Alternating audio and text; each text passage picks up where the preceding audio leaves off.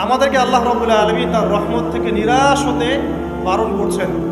যে যত পাপ করেছে জীবনে, যদি একটা বার কেউ যদি আল্লাহ পাককে মন থেকে ডাকে, চোখ দিয়ে ঝরঝর করে পানি পড়ে, আল্লাহ পাককে বলে, সেজদায় গিয়ে পড়ে আল্লাহকে বলে রব্বিক ফিরলি, আল্লাহ আমাকে মাফ করুন, তার মনের মধ্যে যদি সততা থাকে, মন থেকে যদি সেই কথাটা বলে থাকে, আল্লাহ পাক শুধু তাকে ক্ষমাই করবেন না, তার সমস্ত গুনাহগুলোকে আল্লাহ নেকি দিয়ে পরিবর্তন করবেন। একটা হাদিস পড়ছিলাম, নবী করিম সাল্লাল্লাহু আলাইহি ওয়াসাল্লাম তিনি বলছেন যে লাম্মা কাদাল্লাহুল খালক, যখন আল্লাহ রাব্বুল আলামিন এই মহাবিশ্ব সৃষ্টি করেন, তখন আল্লাহ রাব্বুল আলামিন কাতাবা কিতাবান, একটা কিতাব লিখেছেন। একটা কিতাব আছে আল্লাহর কাছে, কাতাবা কিতাবান ফাহুয়া ইনদাহু ফাওকাল আরশ, যেই কিতাবটা আল্লাহর নিজের কাছে আছে আরশের উপরে। সেখানে আল্লাহ পাক লিখে রেখেছেন, কি লিখেছেন? ইন্না রাহমাতি সাবাকাত গাদাবি, প্রতিটা ক্ষেত্রেই আমার রহমত, আমার দয়া, আমার করুণা আমার গজবকে পরাজিত করেছে। মানে আল্লাহ রাব্বুল আলামিনের গজব, এর উপরে আল্লাহ পাকের রহমত অবস্থান করছে। জীবনের কোনো ক্ষেত্রে হতাশ হওয়ার কোনো সুযোগ নেই। আজকে পারিবারিক ভাঙন বলেন, ব্যক্তি পর্যায়ে আত্মিক ধ্বংসই বলেন, সমাজের বিপর্যয় বলেন, যাই বলেন, পিছনে একটা বড় কারণ আছে। সেটা হলো আল্লাহ থেকে দূরে থাকা মানুষ, আল্লাহ থেকে হতাশ হয়ে যাওয়া। আর এই কাজটা শয়তান করিয়েছে মানুষকে আল্লাহ থেকে দূরে সরানোর জন্য।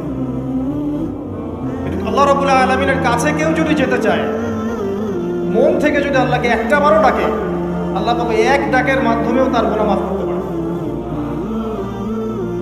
দুজন ব্যক্তির ঘটনা পড়লাম। একজন ব্যক্তি প্রচন্ড রকম আবেদ, প্রচুর ইবাদত করে।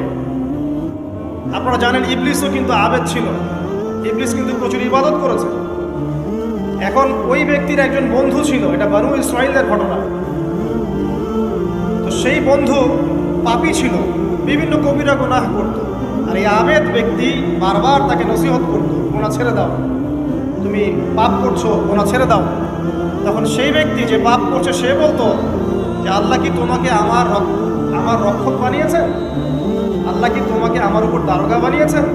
আমাকে আল্লাহর হাতে ছেড়ে দাও, আমাকে নসিহত করতে শোনা। একদিন এই আবেদ ব্যক্তি তার বন্ধুকে একটা জঘন্য পাপ করতে দেখল। এমন একটা পাপ যেটা দেখে তার মনে ধারণা আসলো এটা চরম জঘন্য একটা কাজ। তখন সে মুখ ফসকে বলে ফেলল যে আল্লাহ তোকে আর মাফ করবে না, আল্লাহ তোকে জান্নাত দিবে না। আল্লাহ রাব্বুল আলামিন মালাকুল মউতকে এই দুজনের কাছে পাঠালেন, দুজনের রূহকে কবজ করা হলো। এবার আল্লাহ পাক তার সামনে তাদেরকে উপস্থাপন করে বললেন যে তোমাকে আমার রহমত সম্পর্কে কে গ্যারান্টি দিয়েছে যে আমি কাউকে রহমত করবো কি করবো না? যাও, আমি তোমাকে জাহান্নামে পাঠালাম, ওই ব্যক্তি যে আমার রহমত প্রত্যাশা করেছে আমি তাকে জান্নাত দিয়ে দিলাম। দেখুন, এই হাদিসটা শুনলে মনে হয় বাহ্যিক হয়তো বা মুখের একটা কথার কারণেই সে জাহান্নামে চলে গেল। আসলে বিষয়টা আমি আপনাকে বোঝাচ্ছি। বিষয়টা হচ্ছে ইবলিসের মতো। ইবলিস কিন্তু শুধু মন থেকেই বলেনি যে খলাকতানি মিন নার ওয়া খলাকতাহু মিন তিন, আমি কেন তাকে সিজদা করব আদমকে? আদম তো মাটির তৈরি আর আমি তো আগুনের তৈরি। এটা ইবলিসের শুধু মৌখিক স্টেটমেন্ট ছিল না, কারণ কি ছিল? আবা ওয়াস্তাকবারা, সে উদ্ধত হয়েছিল, অহংকার প্রদর্শন করেছিল। ভিতর থেকে ইন্টারনালি সে অহংকারী ছিল, সে আন্ডার এস্টিমেট করে কথাটা বলেছে, শুধু মৌখিকভাবে বলে নাই। কিন্তু ঠিক এই ব্যক্তির ঘটনা এমনই, সে মন থেকে অহংকারী হয়ে উঠেছিল, যদিও বা সে আবেদ ছিল। এখানে আমরা যারা প্র্যাকটিসিং মুসলিম হওয়ার চেষ্টা করছি, আমাদের জন্য এখানে নিদর্শন আছে। অযথ নামাজ পড়েই ভেবে বসবেন না যে অনেক কিছু করে ফেলছে, এক চিল্লা দিয়ে মনে করে ফেলবেন না যে দিনের জন্য অনেক কিছু করে ফেলছে। একটা হজ করেছেন, উমরা করেছেন, সিয়াম রেখেছেন, দিনের জন্য দান সদকা করেছেন, একটা মাদ্রাসা মসজিদ করেছেন, ভেবে বসবেন না আপনি সব অনেক কিছু করে ফেলছেন এবং অন্যরা সব কক্রোচ তেলা পোকা, ওরা জাহান্নামে যাবে, এমনটা মনে করি। জানি না আমরা যে কার আমলের কতটুকু আল্লাহর কাছে কবুল হচ্ছে। তো এখানে এই ব্যক্তির সমস্যা ছিল এই, সে নিজের আমলটাকে অনেক ভারী মনে করছিল এবং সে স্টেটমেন্ট দিয়ে ফেললো যে তোকে আল্লাহ পাক মাফ করবে। এই একটা কথা মন থেকে বলার কারণে তার ইহকাল পরকাল দুটা বরবাদ হয়ে গেল, সে জাহান্নামে চলে গেল। ঠিক আরেক ব্যক্তির ঘটনা আছে এমন, এগুলো সবগুলো রেফারেন্স আছে। এক ব্যক্তি প্রচুর ইবাদত করত, আল্লাহ পাক তার ইবাদত করার জন্যে পাহাড়ের চূড়ায় একটা সুন্দর ব্যবস্থাও করে দিয়েছিলেন। সেখানে ডালিম গাছ হতো, ঝর্ণা আসতো, খাবারের কোনো অভাব নাই। হাদিসে এসেছে 500 বছর সে ইবাদত করেছে। কত বছর? কিয়ামতের মাঠে এই ব্যক্তির অবস্থা এমন হবে, তাকে জান্নাতে প্রবেশ করানোর জন্য নিয়ে যেতে বলা হবে যাও আমার রহমতে জান্নাতে চলে যাও। আল্লাহ পাক তাকে এই কথাটা বলবেন, কিন্তু এই ব্যক্তি বলবে আমার আমলের কারণে আল্লাহ পাক বলবেন আমার রহমতে জান্নাতে চলে যাও। ব্যক্তি বলবে আমার আমলের কারণে। আল্লাহ রাব্বুল আলামিন তখন তাকে দেওয়া সমস্ত নেয়ামতগুলোকে এক পাল্লায় করবেন, আর তার সমস্ত আমলকে আরেক পাল্লায় করবেন। একটা চোখের যে নেয়ামত আল্লাহ পাকের, সমস্ত আমলও 500 বছরের ইবাদত এতটুকু হয়নি। তারপর তাকে বলা হবে ওকে জাহান্নামে নিয়ে যাও। এবার জাহান্নামে যাওয়ার সময় সে বলবে আল্লাহ তোমার রহমতে আমাকে মাফ করো। তখন আল্লাহ পাক তাকে আবার ডেকে নিয়ে আসবে, বলবেন যে তোমাকে যে আমি ইবাদত করার জায়গা করে দিয়েছিলাম, এটাকে তুমি নিজে করেছো না আমি করেছি? সে বলবে আপনি করেছেন। তোমাকে যে আমি সৃষ্টি করেছিলাম তখন কি তুমি কোনো আমল করেছিলে? বলবে না। তাহলে তোমাকে যে সৃষ্টি করেছি আমি, এটা কি তোমার আমলের কারণে? না। তোমাকে সারা দুনিয়াতে এত নিয়ামত দিয়েছি, এটা কি তোমার আমলের কারণে? সে বলবে না। তখন তাকে জান্নাতে প্রবেশ করা। কিয়ামতের মাঠে এমন অনেক ঘটনা ঘটবে যেটা আমাদের চিন্তার বাইরে। এই দোয়া কে শিখিয়ে দিয়েছে? আল্লাহ। এই তওবার বাক্য যে শিখিয়ে দেয়, এটা কি দয়ার পরিচয় নয়? আমরা আল্লাহর কাছে ফিরে যাব, তওবা করবো, ইস্তেগফার করবো, এই জ্ঞানটা শিখিয়ে দেয়া কি আল্লাহ পাকের দয়ার পরিচয় নয়? তাহলে আমরা কিভাবে ক্ষমা চাইতাম? কিভাবে ক্ষমা চাইলে আল্লাহ পাক সমস্ত গুনাহ মাফ করবেন, এই পদ্ধতিগুলো বলে দেয়া কি আল্লাহ পাকের দয়ার পরিচয় নয়? তারপর সামনে যান, পৃথিবীতে নামিয়ে দিয়ে আল্লাহ পাক ক্ষান্ত হয়ে যাননি। আল্লাহ রাব্বুল আলামিন আসমান থেকে হেদায়েতের গ্রন্থ পাঠিয়েছেন, বলেছেন এই গ্রন্থের মধ্যে যা আছে মেনে চললে তোমরা আবার জান্নাতে ফিরে আসবে ইনশাআল্লাহ। আল্লাহ পাক আদম এবং হাওয়া আলাইহিস সালাম এবং আদম সন্তান সবাইকেই সৃষ্টি করেছেন। উদ্দেশ্য হচ্ছে আল্লাহ পাক আমাদেরকে জান্নাত দিতে চান। আল্লাহ পাক চান যে আমরা যেন জান্নাতে যাই। যদি আমরা জান্নাতে যেতে না পারি পরকালে, একটা কারণে যেতে পারবো না, অনলি একটা কারণ, সেটা হলো আমাদের নিজের দোষে। একটা কারণ, যারা জাহান্নামে যাবে মানুষ এবং জিনদের মধ্যে, নিঃসন্দেহে মহাবিশ্বে তারা ছাড়া জাহান্নামে যাওয়ার উপযুক্ত কেউ ছিল না। ও জাহান্নামে যাওয়ার উপযুক্ত ছিল বলেই আল্লাহ পাক তাকে জাহান্নামে পাঠাবেন।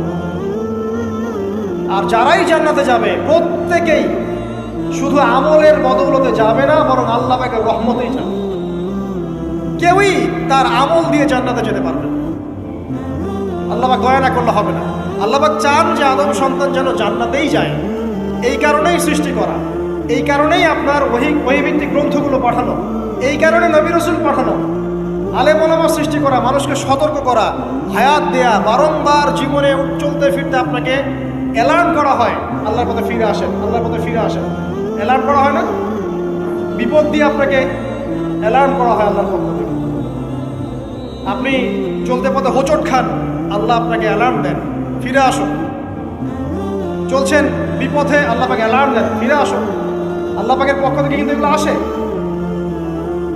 অদ্ভুত একটা হাদিস বললাম, অদ্ভুত বলতে বলছি অ্যামেজিং হাদিস, যে একজন সাহাবী বলছেন, সালমান রাদিয়াল্লাহু আনহু, তিনি বলছেন যে যখন মুমিনের উপর বিপদ আপদ বালা মুসিবত আসে, তখন মুমিনের এই বিপদ আপদ বালা মুসিবত রোগ শোকের বদৌলতে আল্লাহ পাক তার গুনাহগুলোকে মাফ করবেন এবং তার মর্যাদাকে বাড়িয়ে দেন, এবং সে আল্লাহর দিকে ফিরে আসার অনুশোচনা করার সুযোগ পায়।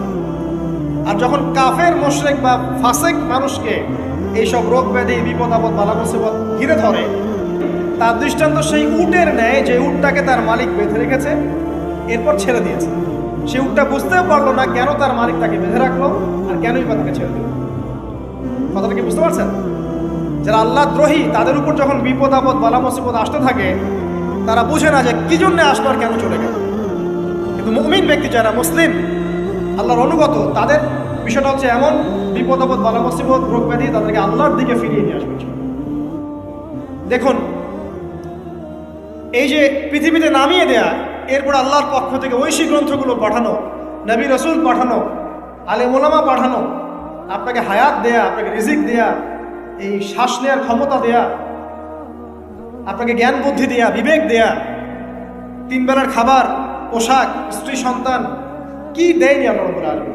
এই যে সমস্ত নিয়ামতগুলো দেয়া, এগুলোর একটা উদ্দেশ্য, আপনি আমি যেন এটাকে উপলব্ধি করি যেগুলো আল্লাহর পক্ষ থেকে আসছে এবং আল্লাহর দিকে আমরা অভিমুখী হই, এছাড়া কোনো উদ্দেশ্য নেই। সামনে যান, নূহ আলাইহিস সালাম, একদিন 2 দিনেই কি আল্লাহ পাক তার কওমকে ধ্বংস করে দিয়েছেন? 950টা বছর আল্লাহ রাব্বুল আলামিন সময় দিয়েছেন কওমকে, আল্লাহর দিকে ফিরে আসো, আল্লাহর দিকে ফিরে আসো। নবী দাওয়াত দিয়েছেন প্রায় 950 বছর। যখন তারা ফিরে আসে নাই, তারপরে আল্লাহ রাব্বুল আলামিন গজব দিয়ে ধ্বংস করেছে। কারণ আমি বলেছি একটা কথা, আল্লাহ পাক শুধু রহমানুর রহিমই নন, বরং তিনি কিন্তু কঠোর শাস্তিদাতা, শাদীদুল ইকাব বটে। সামনে আরো যান, ইব্রাহিম আলাইহিস সালাম একা একটা মানুষ নমরুদের সাথে ফাইট করছেন, আগুনে ফেলেই দিল, সে আগুনকে আল্লাহ পাক ঠান্ডা করে ফেললেন। এটা কি আল্লাহ পাকের দয়া নয়? তার সন্তান ইসমাইলের কুরবানিটা দেখেন, আল্লাহ পাক বলেছেন কুরবানি করো, তিনি ডানে বামে প্রশ্ন করেন নাই। আমরা হলে প্রশ্ন করতাম, কেন করব? শিশু সন্তান, নিষ্পাপ, এটার কোনো যুক্তি আছে কিনা, লজিক আছে কিনা? তিনি কোনো লজিক দেখতে যাননি, আল্লাহ পাক বলেছেন করেছে। আল্লাহ রাব্বুল আলামিন তার এই ঘটনাটাকে তো সম্মানিত করলেনই, কিয়ামত পর্যন্ত কিন্তু এই ঘটনা মানুষ স্মরণ করবে। দয়া দেখেন, তার সন্তানের খাবার নাই, পানিও নাই, অলৌকিকভাবে আল্লাহ রাব্বুল আলামিন জামজাম কূপ সৃষ্টি করলেন, কিয়ামত পর্যন্ত থাকবে ইনশাআল্লাহ। দয়া নাই?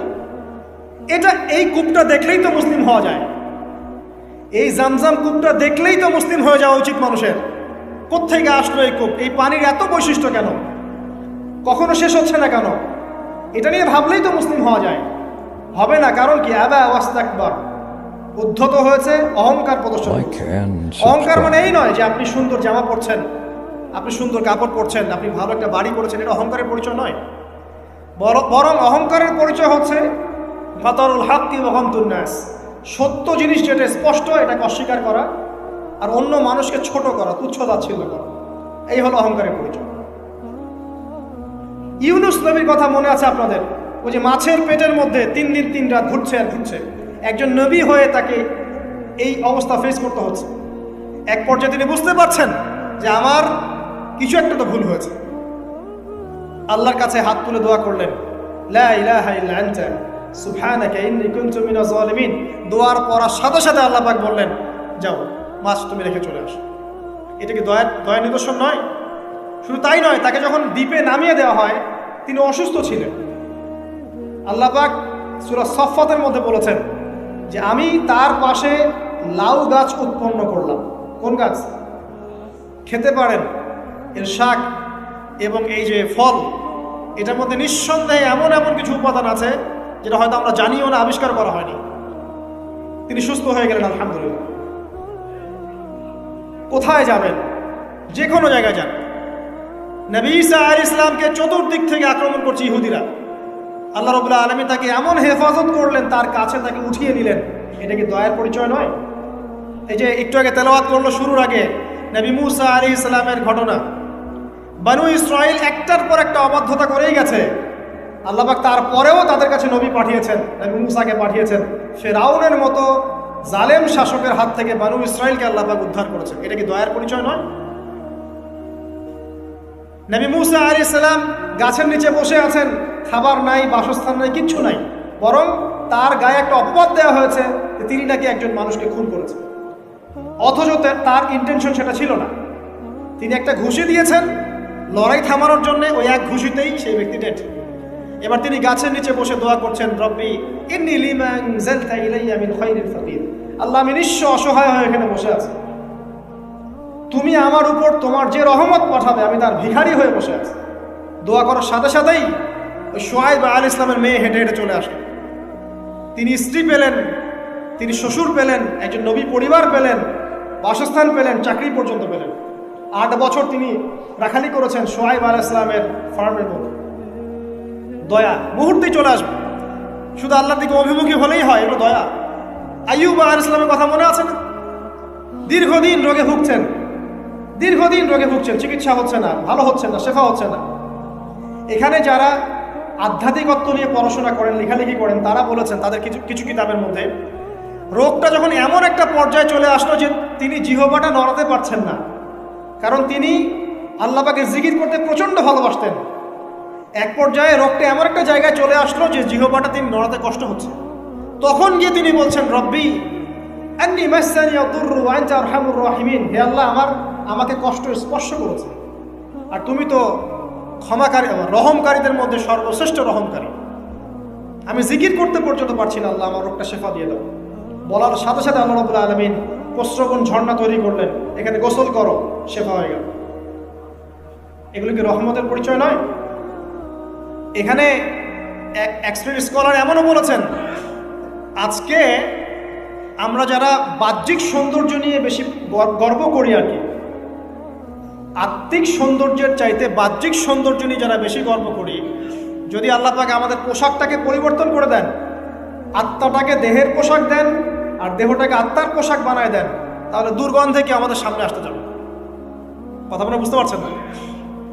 আইয়ুব আলাইহিস সালামের আত্মাটা ছিল পবিত্র, পরিশুদ্ধ, তার দেহের মধ্যে রোগ হয়েছিল। আর এই পুরো বিশ্বের ম্যাক্সিমাম লোকের মানুষের রোগ এখন আত্মায়, দেহে নয়। আবার বলছি, হয়তো বুঝতে পারছেন না। আইয়ুব আলাইহিস সালামের রোগটা হয়েছিল দেহে, বাইরে।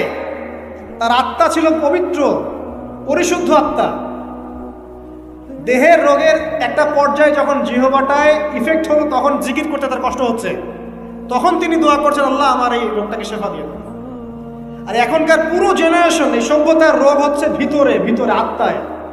দেহের রোগের চাইতে তার আত্মার রোগটা বেশি। এখন এই আত্মাটাকে যদি দেহ বানিয়ে দেওয়া হয় আর দেহটাকে আত্মার পোশাক পরিয়ে দেওয়া হয়, দুর্গন্ধে কেউ সামনে আসতে চাবে না। তাই আইয়ুব আলাইহিস সালামের সেই দোয়া এখন আমাদের বেশি করা উচিত। রব্বি আন্নী মাসসানি আদ-দুররু ওয়া আনতা আরহামুর রাহিমিন, আল্লাহ আমাদের আত্মায় রোগ এসেছে, এটাকে তুমি শেফা দাও। দেহের রোগ লেস ইম্পর্টেন্ট, আত্মার রোগটা বেশি ইম্পর্টেন্ট। এরকম নিদর্শন কোরআনের পাতায় পাতায় ছড়িয়ে আছে। আসহাবুল কাহাফ, পুরো সমাজ ওদেরকে মেনে নিচ্ছে না, গুহায় চলে গেলেন, ঘুম পাড়িয়ে দিলেন আল্লাহ পাক। 309 বছর। কত বছর? 309 বছর একটা দোয়ার বদৌলতে। তারা বলেছিল, রব্বানা আতিনা মিন লাদুনকা রাহমা ওয়া হাইয়্যি লানা মিন আমরিনা রাশাদা। আল্লাহ পাক শুধু ঘুম পাড়িয়ে রাখলেন না, তাদের মধ্য দিয়ে আল্লাহ পাক পুরো একটা সভ্যতাকে হেদায়েত করে দিলেন। যে সভ্যতা বিশ্বাস করতো না যে পরকাল বলে কিছু আছে। দাকিয়ানুস বাদশার সেই জুলুম থেকে আল্লাহ পাক এই 10 জন বা 9 জন যুবককে বাঁচালেন, ওদেরকে কিয়ামত পর্যন্ত কোরআনের পাতায় স্থান দিলেন, নিদর্শন বানালেন, এবং তাদের মধ্য দিয়ে একটা পুরো সভ্যতাকে হেদায়েত দিলেন। যেখানে যাবেন এই নিদর্শন। আর কার কথা বলবো? যুলকারনাইন, মনে আছে? কোন সূরা আছে যুলকারনাইনের কথা? সূরা কাহাফ। আল্লাহ পাক তাকে এমন রহমত করেছিলেন যে মাশরিক মাগরিব, মানে পূর্ব পশ্চিম পর্যন্ত তাকে রাজত্ব দিয়ে দিয়েছে। আজকে তো আমরা এই সামান্য একটু ক্ষমতা পেলেই আমাদের কেউ চেনে না, গায়ে হাতি দেওয়া যায় না, ঠিক আছে? মানে তখন সে নিজেকে মনে করে যে সে এই পৃথিবীর সবকিছু, বাকি মানুষ আর মানুষ না। ক্ষণস্থায়ী সামান্য একটু ক্ষমতা দিয়ে দেখবেন আমাদের অবস্থা খারাপ। প্রত্যেকের ধর্মতাত্ত্বিক ক্ষেত্রেও যদি কাউকে আপনি ক্ষমতা ধাওয়ার আলেম মনে করেন, দেখবেন অহংকারে বাঁচতেছেন। কারো একটু পপুলারিটি হয়ে গেছে, দেখবেন অহংকারে বাঁচতেছেন। আইওয়াশ শোডাউনের জামানত এটা, যে যত পরে মানুষকে দেখাতে পারলে বাঁচে। কাজ হবে 5%, 95% হচ্ছে আইওয়াশ। যে কোনো জায়গায়, ধর্মতাত্ত্বিক জায়গা বলেন, social, economical, political, world affairs, কাউকে যদি আল্লাহ পাক যাররা পরিমাণ একটু ক্ষমতা দিয়ে দিয়েছেন, ব্যাস তাকে আর চেনা যায় না। যুলকারনাইনকে আল্লাহ পাক আলাইহিস সালাম মাশরিক মাগরিবের ক্ষমতা দিয়েছেন। এত দাপট ছিল তার, যেদিকে সেনাবাহিনী নিয়ে যেতেন সেদিকে বিজয় করতে পারতেন। পড়ে দেখেন। আর এই ব্যক্তি কিন্তু আলেকজান্ডার দ্য গ্রেট নয়। পশ্চিমারা এখানে আবার একটা ষড়যন্ত্র করেছে। তারা বলে এই ব্যক্তি ছিল আলেকজান্ডার দ্য গ্রেট। এটা ভুয়া কথা। তিনি একজন আল্লাহ পাকের বড় ওলি ছিলেন অথবা নবী ছিলেন। কি ছিলেন আল্লাহ পাক এটা কোরআনে বলেন, স্পষ্ট করেন। তা আমরা ধরে নিচ্ছি আল্লাহ পাকের তিনি একজন শুকরগুজার বান্দা ছিলেন। তাকে একটা কম বলছে যারা পাহাড়ের মাঝখানে থাকতো, ইয়া যুলকারনাইন, হে যুলকারনাইন, ইন্না ইয়াজুজ ওয়া মাজুজ মুফসিদুনা ফিল আরদ, ইয়াজুজ আর মাজুজ এর সভ্যতা জমিনে ফাসাদ সৃষ্টি করছে। ফাহাল নাজআলু লাকা খারাজান আলা আন তাজআলা বাইনানা ওয়া বাইনাহুম সাদ্দা, আমরা কি তোমাকে একটু ট্যাক্স দিব, খাজনা দিব, যে খাজনার বদৌলতে তুমি একটা প্রাচীর নির্মাণ করে দিবে, যে প্রাচীর নির্মাণ করলে ওরা আর আমাদের কাছে আসতে পারবে না। তখন এই প্রতাপশালী বাদশার স্টেটমেন্ট হচ্ছে এই, ক্বালা মা মাক্কান্নি ফীহি রাব্বী খায়র, আল্লাহ আমাকে যা দিয়েছেন তার পক্ষ থেকে এটা যথেষ্ট, তোমাদের এসব ট্যাক্সের দরকার নেই। এই যে আল্লাহ পাকের রহমত দেখেন।